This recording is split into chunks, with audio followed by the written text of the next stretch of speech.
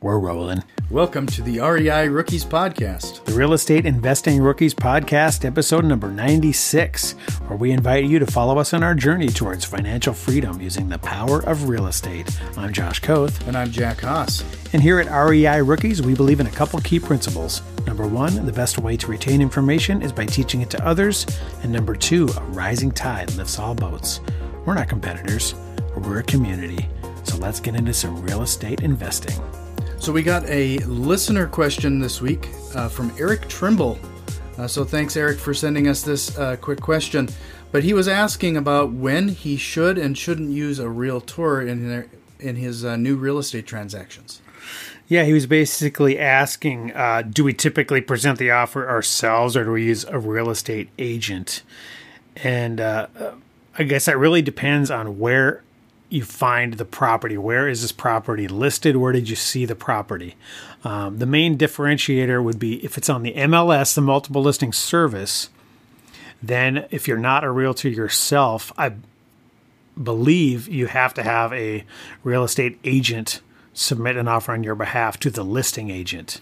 Now, I don't know. Could you technically call the listing agent yourself and they could represent both sides? You know, that's an option too, but either way, an agent's going to be involved, whether it's just the listing agent or reaching out directly. But remember, the listing agent represents the seller, right? So they're not going to necessarily advocate in your behalf. So that's something you have to consider. Some people can do both sides of the transaction. I think that's called dual agency or something like that, but just they have to disclose that they're representing both sides.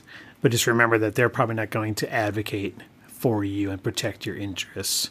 But if you know what your price is and you know your top maximum allowable offer, you know what that is. You could technically have the listing agent write it up. So that's one option, right? Yeah, and most people are going to start with making offers on the MLS. I mean, that's the low-hanging fruit. That's easy properties in which to identify. Especially if you're not doing any marketing or anything else. That's where else are you going to find properties to make offers on? How do you even know they're for sale or might be for sale? So when we're dealing with MLS, you got to know that you're going to have to make a lot of offers. Right. You know, typically people who have listed it on the MLS are looking for top dollar. So if you're going to make profitable offers, you're going to have to do some due diligence and find some realtors that are willing to play ball. So a great way to do that is to start networking, finding those realtors, asking and actually interviewing them to make sure it's a good fit for you and them. Yeah, you got to ask a few questions. You know, are you comfortable submitting offers on an investor's behalf? Because if a realtor has only sold and bought and sold or represented people looking for a home to live in, or sold homes, for people that were living in them and just dealt with offers that are real close to asking price, retail price, they may not be comfortable submitting what we call a profitable offer, which they may call a lowball. And some people will go as far as to say, I'm not going to do that. It hurts my reputation. I'm not going to be known as that person, that type of agent. They see it, they take it real personal, or they feel that the sellers or the listing agents will take the offer as a personal insult. So you have to find an agent that is comfortable writing those types of offers and can frame them in a way that they are looked at with the best of intentions in mind. Hey, these are investors. I know this isn't what you're expecting for an offer, but just please consider it. And you do have some things to offer as an investor. Hopefully you're doing, minimal contingencies. So there are some advantages to your offer. Hopefully they'll think, okay, the price is not as good as I may get, but I'm more likely to actually close the deal if I accept this lower cash offer. And you have to have the ability to write a cash offer also. That's something to consider. Yeah, and it's great to be able to find and pair up with a realtor that can really soften the blow. You might have to have a situation where those realtors have to be able to talk and communicate with each other so that they know the situation, that this offer is coming from an investor. It's not a retail buyer that they're traditionally used to. So it's good to have a realtor that is able and comfortable to have those conversations. Yeah, even better if the realtor is an investor or deals with investors themselves and kind of understands how the numbers work. Because it's interesting when you're talking to someone that's only sold, retail owner occupied houses for families, they're shocked at some of the prices or offers that we may come up with, and if they're not confident in the offer or they don't see why it makes sense, they're not going to present it in a confident way. And that's really going to hurt your chances. So you need somebody that can say the number with confidence and doesn't stammer and be nervous presenting that number. They need to be confident in that. So you need to make sure that they're someone who's capable of that. And one of the things that I think we really found out pretty quickly is that when you say profitable offer or use the term lowball, your definition and the realtor's are going to be completely separate. Most realtors, when you say lowball offer, they might think it's a 10% discount, when in fact you as an investor, they're looking at like closer to a 40 or 50% discount. Yeah, they might think, some crazy lowball. Oh yeah, if it's listed for 100, we're going to offer 90. Try 60. Yeah, it might be shocking, and that's something.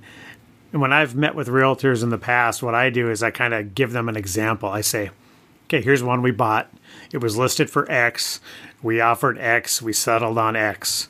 And I'll give them actual numbers of a true deal, or I'll bring up one that's on the MLS currently and I say, okay, let's look at this one. Look at the pictures. Here's what we estimate for rehab. Here's what we need for profit. We'd probably back into X amount for an offer. And then you look on their face and you can kind of see the holy crap look. And you realize that that's kind of shocking to them. But if you explain to them how you got there, they can do simple math, hopefully, and realize that that's where you need to be. And if they are okay with that or not, that's, what's going to determine whether you feel comfortable them representing you in the transaction. Well, why don't we move over to, did we cover everything with the realtor? What do you do then if you're the first timer and we have to present the offer directly to the seller?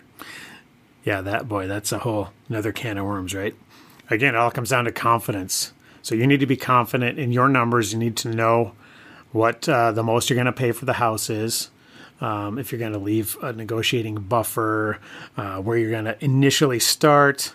But you have to be confident, and you can't sound like it's going to shock the person or it's a shocking number to the seller either. It has to be something you can say with confidence and get off of your tongue without, basically telling them, this is horrible and you shouldn't do this. It's got to sound like this is a perfectly reasonable number and you don't really care one way or the other if they accept it or not. You'll just move on to the next house if they don't, and that's fine. Yeah, so you got to get comfortable with the uncomfortable. Those conversations can get pretty uncomfortable, especially if their expectations is full retail price. Yeah. So you kind of have to be a therapist in a way so that they understand that what you're offering might actually be their best alternative. But in a way, we're kind of going to sales tactics here, but you got to get them to see it for themselves, that this is one of their best options. So this is where Josh and I typically will use, if it's a written offer, we'll use 3 options, giving them choices. And as we're climbing up in our choices, we can get closer to their asking price. Right, and one might be a lowball, just straight cash offer. One might be interest only, and one might be principal only. And you can increase your purchase price because the terms are more advantageous to you sequentially in each one of those offers. So, that's something you can consider as well. And we all know that a confused mind doesn't make a decision. And if you just ask somebody a yes or no question to a low cash price, a lot of times you're just going to get a no. But if you give them 3 options and you say, which one of these do you like better, they might actually pick one. They still might remember that there's a 4th option, which is get out of my house.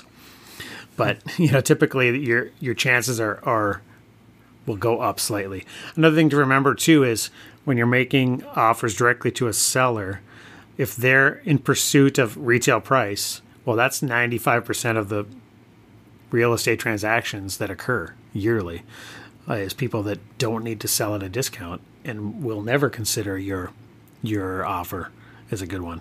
So you need to act like no big deal. Been there, done that. And this gets into the NFL, right? I like when people get in the end zone and they just drop the ball. They act like they've been there before, right? They don't over celebrate. That just irritates me, right? So I think when you're dealing with a seller, you have to act like you've done this before. It's something you do all day. Your offer, that if they take it or leave it, no big deal. You just move on to the next house. You're not, desperately hanging on this one transaction and hoping that you buy their house, because they can kind of smell that on you. So you need to know that, hey, I could easily move on to the next place. No big deal. And, it removes a lot of the pressure on them and ups your chances that they might consider it in the intent that's desired. So, don't agonize over any of this documentation. I know that's one of those analysis paralysis that we see, where you're getting a lot of paperwork and contingencies and everything involved. You want to make it very simple, straightforward, and deliver on what you're saying. But you could simply, we've seen everything from, and we've received everything from Rocket Lawyer, Legal Zoom to actual local lawyers drawing up purchase agreements and these type of documents. Don't get hung up on the verbiage. Your title company can straighten things out, and you can, between you and as long as the intent is there and everybody's transparent and agree on the major terms, that's what's important. Yeah, we've used everything from 1-page purchase agreements all the way up to many pages and everything in between.